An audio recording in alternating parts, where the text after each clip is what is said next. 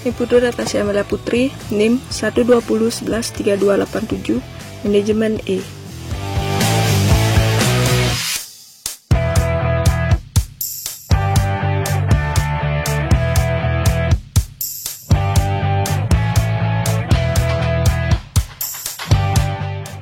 Kenalin, saya Made Ayu Sintia Nandini, NIM 120113278, Manajemen E.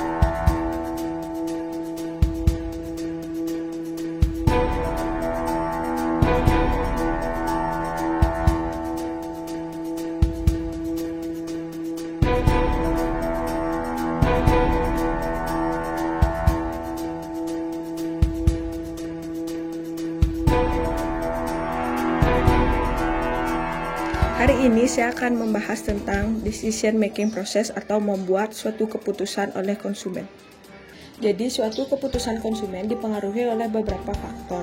Yang akan saya jelaskan adalah faktor stimuli atau rangsangan. Jadi bagian dari stimulin ada marketing. Marketing terdiri dari 4. Yang pertama adalah ada price.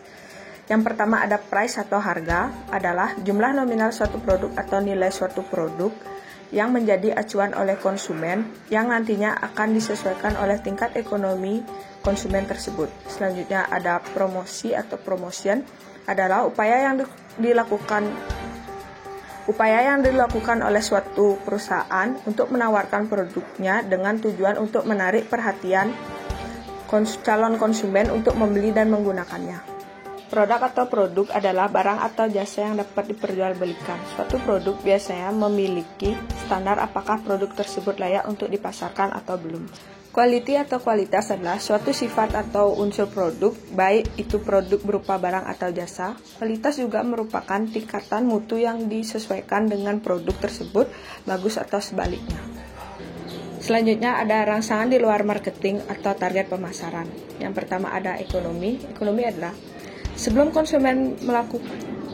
konsumen memutuskan untuk membeli dan menggunakan suatu produk, mereka akan mempertimbangkan pada tingkat ekonomi konsumen tersebut. Selanjutnya yang kedua ada teknologi. Teknologi merupakan upaya yang dilakukan oleh perusahaan untuk dapat memasarkan produknya mengikuti perkembangan teknologi pada zaman era sekarang. Yang terakhir ada kebudayaan. Kebudayaan merupakan pengaruh terhadap suatu produk-produk terhadap norma-norma di mana produk tersebut dipasarkan.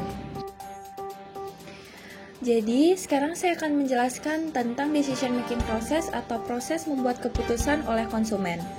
Sebelum seorang konsumen memutuskan untuk membeli atau menggunakan suatu produk, ada beberapa faktor atau hal yang mempengaruhi keputusan tersebut. Di antaranya, yang pertama, individual karakteristik atau karakteristik individu. Faktor ini terdiri dari age atau umur, gender atau jenis kelamin, dan lifestyle atau gaya hidup. Bagaimana gaya hidup seorang konsumen tersebut dapat mempengaruhi keputusan dari konsumen. Kemudian selanjutnya, faktor yang kedua itu environment karakteristik. Jadi environment karakteristik ini merupakan karakter dari lingkungan hidup seorang konsumen. Bisa dilihat dari lingkungan sosial, family atau keluarga, dan juga lingkungan komunitas konsumen tersebut. Jadi, Decision making process atau proses membuat keputusan oleh konsumen juga memiliki faktor lainnya. Selanjutnya adalah faktor vendors control system yang dimana terdiri dari logistik, technical, dan customer service. Apakah produk tersebut dijual secara online atau hanya offline saja? Dan jika dijual secara online, apakah produk tersebut memiliki support payment delivery yang bisa dibayar secara online juga? Selanjutnya, apakah produk tersebut memiliki support design atau jenis produk berbagai macam? Jadi produk tersebut bisa praktis atau tidak jika konsumen tersebut memutuskan untuk membeli produk tersebut. Kemudian selanjutnya, customer service tersebut, apakah produk tersebut atau perusahaan tersebut memiliki customer service secara email atau call center atau one-to-one. Selanjutnya saya akan menjelaskan buyer decision. Jadi, buyer decision atau keputusan konsumen di mana nantinya konsumen akan memutuskan untuk membeli atau tidak produk tersebut, menggunakan atau tidak produk tersebut. Jika ia memutuskan untuk membeli dan menggunakan, apakah produk tersebut mudah dijangkau di mana saja dan kapan saja, dan apakah produk tersebut sesuai dengan standar ekonomi konsumen tersebut atau istilahnya worth it dengan apa yang didapatkan konsumen dan apa yang dibayarkan oleh konsumen. Jadi, sekian merupakan pembahasan materi tentang decision making process atau proses membuat keputusan. Berikut kami akan menampilkan contoh nyata dari decision making process tersebut.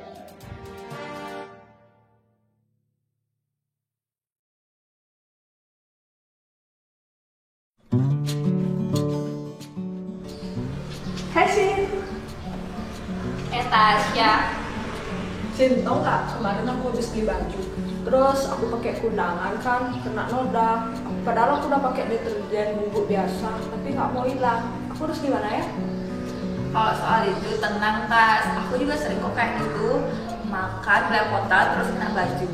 Tapi aku punya solusinya nih. Nih, Kompes nih familiar banget sama produk ini. Soalnya biasanya kalau orang beli deterjen itu pasti bilangnya beli Rinso, padahal yang dibeli bukan Rinso. Oh, Rinso. Aku sering dengar sih, tapi aku nggak tahu sih variannya kayak gini. Jadi ini tuh Rinso varian anti noda plus multotas. Nah, varian ini tuh diklaim bisa membersihkan pakaian dengan 1 kali pencekan.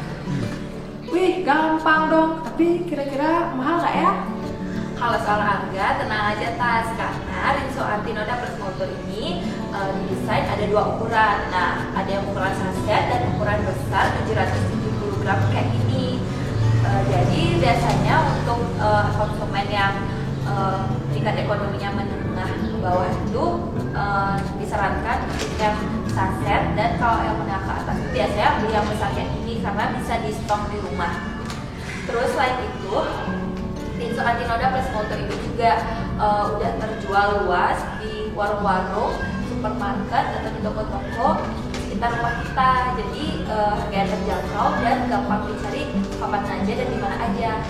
Wah, udah harganya terjangkau, gampang dicari lagi. Tapi aman nggak sih buat lingkungan? Soalnya beberapa deterjen dapat merusak lingkungan. Kalau soal itu nggak usah diraguin Tas, karena semua varian Rinso termasuk Rinso Anti Noda Plus Moto ini udah berstandar internasional dan dijual di berbagai negara. Jadi Rinso ini merupakan deterjen yang bagus dan juga memiliki kualitas atau standar yang baik dan aman untuk alam dan makhluk hidup. Iya ya, apalagi musim sekarang nih, musim pandemi, masyarakat pasti perlu banget produk ini. Nah, bener banget. Karena di masa pandemi itu masyarakat mulai menerapkan lifestyle hidup bersih. Jadi produk itu berguna banget buat membersihkan pakaian setelah masyarakat bertemu orang banyak itu. Jadi pakaiannya bisa langsung bersih deh kalau pakai ini. Wah, aku mau beli deh. Tapi aku mager banget nih. Rinso tuh cuma ada di toko-toko ya, atau bisa beli di online? Kita kita tuh sama banget tahu. Aku juga males kalau harus pergi ke toko buat beli sesuatu. Makanya aku biasanya beli semua varian Rinso termasuk Rinso Anti Noda Plus Molto ini tuh lewat e-commerce. Biasanya aku belinya di Shopee atau Tokopedia. Kamu juga bisa pakai e-commerce lain buat beli ini karena Rinso dijual di seluruh e-commerce. Nah, ini contohnya. Aku kemarin udah sempat beli di e-commerce Shopee. Aku bayarnya tuh pakai Shopee Pay gitu, jadi dia bisa dibeli di e-commerce. Terus produk Rinso ini juga support payment delivery gitu, jadi kamu bisa bayar pakai Shopee Pay atau yang lainnya. Wah, aku yang beli nih lewat Tokopedia, tapi gimana caranya sih? Gampang banget Tas, kamu tinggal cari aja Rinso. Terus kamu tinggal pilih deh varian yang mana yang mau kamu beli. Nah, ini dia Rinso Anti Noda Plus Molto. Nih, tuh udah aku beli. Nah, praktisnya lagi, Rinso yang kamu beli itu bisa sampai hari ini juga. Jadi kita tinggal tunggu deh paketnya datang. Wah, nggak sabar nih, tapi aku ke mobil dulu ya, mau ngambil baju kotor yang aku pakai kondangan kemarin.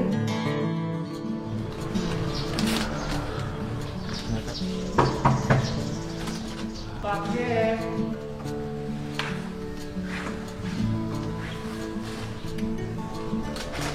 Makasih ya Mas. Sama. Nih Tas, produk Rinsonya udah sampai, cepet banget kan? Yuk kita coba sih.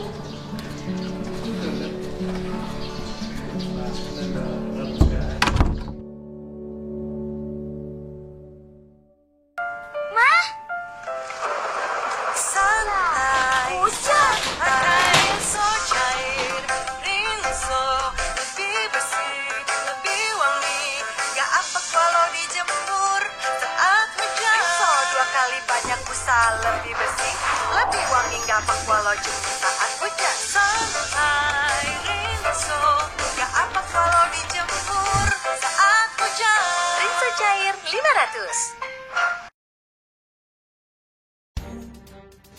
Jadi, setelah kami mempelajari dan memahami tentang decision making process atau proses pengambilan suatu keputusan oleh konsumen, kami menyimpulkan bahwa ada beberapa faktor yang mempengaruhi keputusan tersebut. Di antaranya yang pertama adalah faktor stimuli atau rangsangan. Faktor ini terdiri dari price atau harga, produk, quality atau kualitas, dan promotion atau promosi. Dan ada beberapa faktor lainnya di luar marketing, yaitu teknologi, politik, dan culture.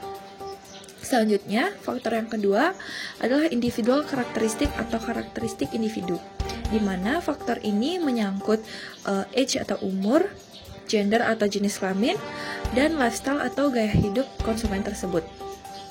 Selanjutnya, faktor yang ketiga adalah environment karakteristik atau karakter dari lingkungan hidup konsumen itu sendiri, baik itu lingkungan sosial, lingkungan keluarga, ataupun lingkungan di komunitas konsumen itu. Kemudian selanjutnya ada vendor control system.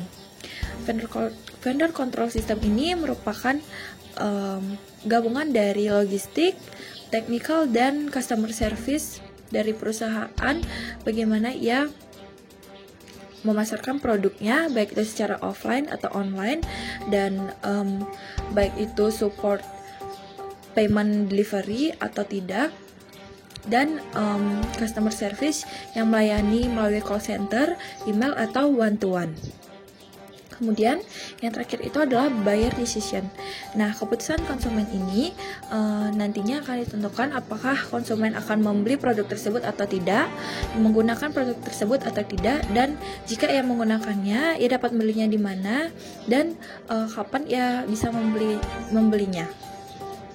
Kemudian di video sebelumnya kami sudah menayangkan contoh nyata dari decision making process. Nah, kami mengambil contoh sebuah produk Rinso. Rinso memasarkan produknya dengan mengeluarkan berbagai jenis varian atau ukuran. Baik itu jenis varian untuk pengguna mesin cuci atau mencucinya secara sendiri oleh konsumen. Jadi di sini Rinso menggolongkan dari tingkat ekonomi konsumen tersebut. Jadi jika konsumen tersebut memiliki tingkat ekonomi menengah ke bawah, konsumen cenderung akan membeli produk Rinso yang berukuran saset karena harganya lebih terjangkau. Sedangkan sebaliknya, konsumen yang memiliki tingkat ekonomi menengah ke atas akan lebih memilih untuk membeli Rinso yang berukuran besar, sehingga ia memiliki stok banyak untuk digunakan secara rutin, baik itu di mesin cuci atau mencucinya secara mandiri. Selanjutnya, Rinso mengklaim produknya bahwa produk Rinso Anti Noda Plus Molto tersebut bisa membersihkan pakaian dengan 1 kali kucekan. Jadi konsumen akan berpikir atau memiliki perspektif kalau ia menggunakan produk Rinso tersebut, dia tidak akan menggunakan banyak tenaga untuk membersihkan pakaiannya. Kemudian Rinso tidak hanya dijual di toko-toko offline saja, tapi juga dijual di toko online atau di e-commerce seperti Shopee dan Tokopedia. Selain itu, Rinso juga mensupport payment delivery karena pembayaran melalui Shopee itu bisa menggunakan Shopee Pay. Selanjutnya, karena Rinso memiliki varian saset, yaitu lebih praktis dan juga sudah tersebar di warung-warung atau di toko-toko supermarket terdekat. Jadi, jika konsumen ingin membelinya secara terus-menerus atau setiap hari, itu bisa dibeli kapan saja dan di mana saja. Nah, selanjutnya Rinso juga mengeluarkan berbagai jenis ukuran dan varian sesuai yang konsumen tersebut butuhkan. Sekian penjabaran materi serta contoh nyata dan kesimpulan dari kami. Saya Cynthia Nandini. Saya Tasya. Terima kasih telah menyaksikan video kami. Bye.